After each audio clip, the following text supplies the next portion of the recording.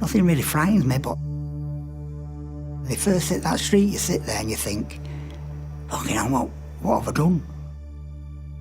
You've burnt all your bridges, you've ripped everybody off, you've lost all your family, you've lost all your friends, you can't stay on the couch. I never even thought about being homeless when I come out of prison. And I was homeless.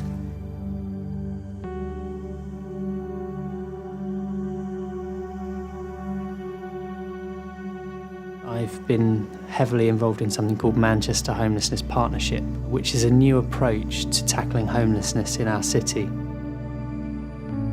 Forms of homelessness, including the most visible, rough sleeping, were growing massively, and we've been realising that we can't rely on one organisation or one approach being able to solve such a complex issue. I've struggled with drug addiction for over 20 years. When I came out of prison, I had nowhere to live. Prison didn't really help you find anywhere to come out to. I went to Manchester Council when I first got out and explained my situation to them. I'm homeless, I've got drug problems, I've just come out of prison, and it was, you're not vulnerable enough, you're not a priority, where you're going to be sleeping tonight, and it was kind of, well, I haven't got anywhere, so I'm going to be on the street. We consulted with people who were homeless to ask what values we should be working to, what problems were ongoing and apparent. We need everyone who works or who lives or who studies in Manchester to become part of the solution with us. When I come out of prison in 2014, I was just going back to my old life. Criminal, successful. But this time a mate of mine died in my arms.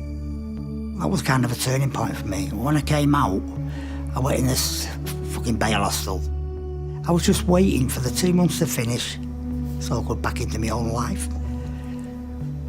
But I sat on the streets and even I was scared. Last May 2016, we launched the Manchester Homelessness Partnership and the Charter publicly. We basically asked people to pledge to do additional things or to do things differently. All the different agencies in Manchester, all the different homelessness agencies, the council, the police, fire brigade, universities, NHS, everybody working together rather than rubbing against each other and saying, no, this is ours and we're not sharing our service users with you. We created groups, action groups, around key issues, and we said, look, the only thing we insist on is that you have people with lived experience of homelessness in these groups. We have to have personal experience and professional experience collaborating together to come up with some new solutions. For Manchester Council, this is a massive thing that they've actually even said, you know, you're going to have to bear with us because we will make mistakes. We're so used to working in this way. People who've got lived experience are going to sit in meetings and on boards with us that will tell us why we're doing things wrong and why that sort of thing won't work. They're actually now listening to us. With the background I've got from all my life, I find it easy to speak to people, typical Manchester kid, say how it is. They believe me. I got on with everybody. Asylum seekers, the homeless, everybody. It didn't matter to me who they are, they're just people. That's the way I've been all my life. But the CEO came down, Adrian he was called then at the time. And he said, Mooch, I'd love to take you for a coffee. He'd read my newsletter, what mustard tree I wanted to use. So I sat there and I told him a bit about my story, about what I go up to, what I've done. And he said, do you know why I've asked you out for a coffee? I said, just because you're a nosy bastard, you just wanted to know. He said, no, he said, do you know you inspire people? I said, no.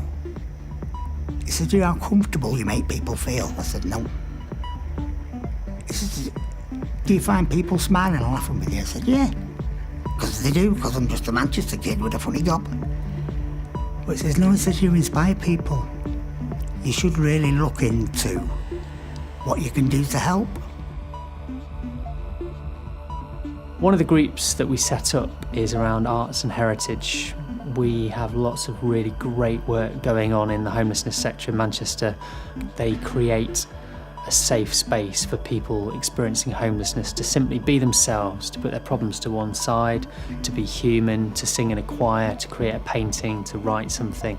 Give a space for people to tell their story, to express themselves, and sometimes even to find a degree of healing and therapy through the creative arts, where arts and homelessness come together and create a bit of magic. And it was right at this point that MIF and Carl got in touch with us and said, we've got this idea based on Tokyo Street Poem, an installation with a soundscape, but they wanted, instead of telling Carl's story, instead of telling things overheard from the street, to present the stories of people who are or who have been homeless in Manchester. And that was our starting point. Right from the word go, Carl's attitude was one of, I want to serve the work that's going on here, I want it to be useful, and I want you guys to hijack me. And that, for me, that was the green light to say we can co-produce this, we can get people with personal lived experience of homelessness centrally involved in co-creating a really exciting piece of public art for the city to engage with and to come and hear some of those stories.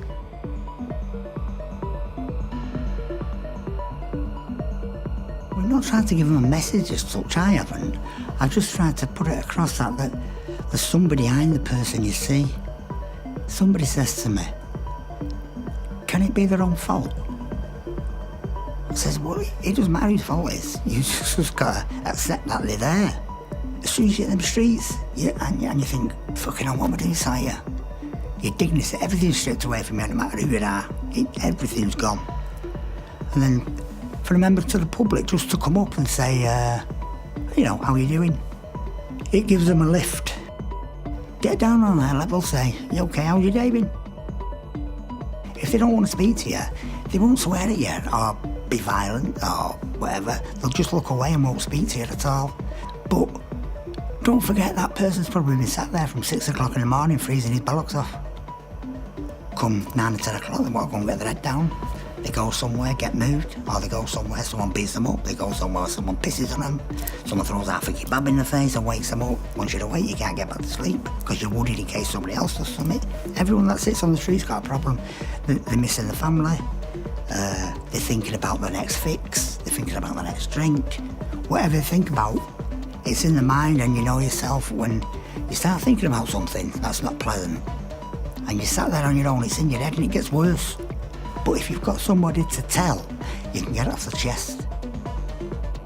People just see homelessness as rough sleeping, but it's just so much more than that. It's so much bigger than that.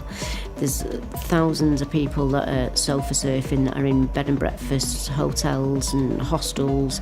It's classed as temporary accommodation, so people think you've got your accommodation, that's it, your problem's solved, and it's not. People's mental health needs, addiction problems, criminal justice problems, they're all still there, and they still need the support around them. Taking the support away, and it's like having the floor taken from underneath you. What we wanted to do was to create something that was a gallery space, but that was really inclusive and accessible for people. And for me, one of the most exciting things is the diversity of life that's come through the doors. But there's been a lot of emotion. A lot of people have talked about it's a really powerful thing to come in and to be surrounded by these stories. People have been struck by the humanity of it, which I think is a very, very important aspect. We wanted to set a tone that was not bleak, not despairing, not negative, but real about people's problems, traumas, difficulties, but also it's funny, it contains humour, it contains warmth, it contains a lot of hope and resilience. Not only people engaging with the work, they've been really keen to hear about the process that we've gone through. They've been really keen to talk to people with personal experience of homelessness and how being part of this project has been important, not just to make them think differently, but to hopefully make them act differently as a result, to go away with practical tools to help them to engage with people who are homeless and organisations that are involved in doing work with homeless people. I think it's kind of making them see that there's people behind these. They're not just stories, they're people's lives. And I think it kind of also makes people realise that it can happen to anybody. It's not just an underclass that you're walking past on the street. No, everybody is someone's mum, someone's dad, someone's son or someone's daughter, and it can happen to anyone. All my life I wouldn't have negatives anyway, because I didn't believe in the word no, can't be done, it can be done. I wanted them to come in and take somewhat positive away. I wanted them to come out with an emotion, which was, I can do something. Because when we was interviewing, the people who was interviewing wasn't like that. We was having a laugh, a bit of a giggle and nobble. And it made them feel comfortable, you know, because it's actually mutual, we could have a chat. Some people could talk for an hour and a half, 2 hours, didn't bother us. We wasn't there to say, oh, that's enough now, we've got to get going. Let them carry on. And they told all the story. And they enjoyed it. And the sad parts, and some parts was really dark where they took us to. But they trusted us. Everyone we interviewed, 35 people, was all left the room positive. So why would I want anything different when the public come in here and not go out positive? It's everything I imagined. This is everything that I wanted. You know, I'm proud to tell people that I've done it. People have listened to us, everyone. Everyone that's come in has listened. It's been a blast. Great, it's been brilliant. Loved it, every minute of it. Don't walk past people, just acknowledge them. If you're seeing people in the street and you bumped into them or something, you wouldn't just ignore them, you'd go, I'm sorry, are you okay? You don't have to give somebody money to speak to them. You can just acknowledge somebody and say, hi, you okay, how are you doing? Have a good day. Don't just be another pair of legs that's walking past someone.